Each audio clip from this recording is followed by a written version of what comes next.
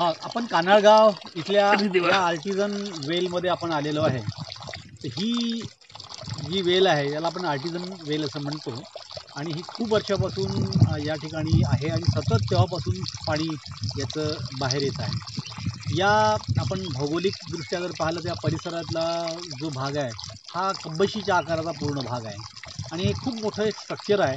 म्हणजे लाखो करोडो वर्षापूर्वी इथे टेक्टॉनिक प्लेट मुवमेंटमुळे त्या घडामोडी घडल्या. त्यामुळे जे पाणी होतं जमिनीमधलं ते पाणी या ठिकाणी म्हणजे हे वरच्या भागामध्ये आलेलं आहे आणि प्रेशरने ही पाणी इथून सारखं बाहेर निघताना आपल्याला दिसते आहे. तर या दृष्टिकोनातून ही एक महत्त्वाची एक आर्टिझन वेल आहे आणि अशाच प्रकारची एक वेल आता मानोऱ्याला मागच्या 2 वर्षामध्ये सापडली आहे.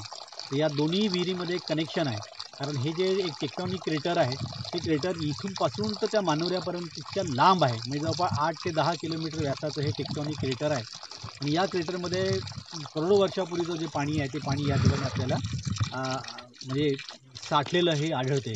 हा साठा प्रचंड मोठा आहे आणि या संपूर्ण राउंड टेक्टॉनिक प्लेटच्या या क्रेटरमध्ये आपल्याला सभोवताल हे पाणी अशा प्रकारच्या विहिरी आपल्याला आढळू शकतात. जिओलॉजिकल सर्व्हे ऑफ इंडियाने जर सविस्तर संशोधन केलं तर निश्चितच खूप मोठे पाण्याचे साठे या ठिकाणी हो येत हां, आहे.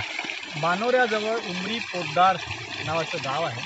इथे हे वनविभागाची एक नर्सरी आहे आणि या नर्सरीमध्ये जेव्हा इथे विहीर बोरवेल खोदली तेव्हा खोदतानाच आपोआप पाणी बाहेर यायला लागलेलं आहे आणि मग इथे लोकांना आश्चर्य व्यक्त करलं की नेमकं काय झालं याचं कारण. तर अशाच प्रकारची एक जे ट्यूबवेल आहे ती कानाळगावला आहे आणि ती आर्टिझन वेल आहे. ही सुद्धा आर्टिझन वेल आहे आणि कानाळगावचे उमरी पोद्दार हे जे कनेक्शन या दोनमधलं आहे याचं कारण आहे की या दोनमध्ये क्रेटर आहे. खूप प्राचीन काळामध्ये तयार झालेलं जमिनीतलं भूगर्भातलं आणि यामुळं या क्रेटरमुळे कब्बशीसारखं हे क्रेटर असतं आणि त्याच्यात जमिनीतलं पाणी जे आहे ते फोर्सली इथे बाहेर आपल्याला येताना दिसते आहे. तर लोक याला चमत्कार म्हणतात, परंतु एक नैसर्गिक अशी एक घडामोड आहे की जी ही दुसरी विहीर आहे म्हणजे कानाळगावला आढळल्यानंतर आणि म्हणून याचं भूगर्भशास्त्रीयदृष्ट्या फार महत्त्व आहे या विहिरीचं.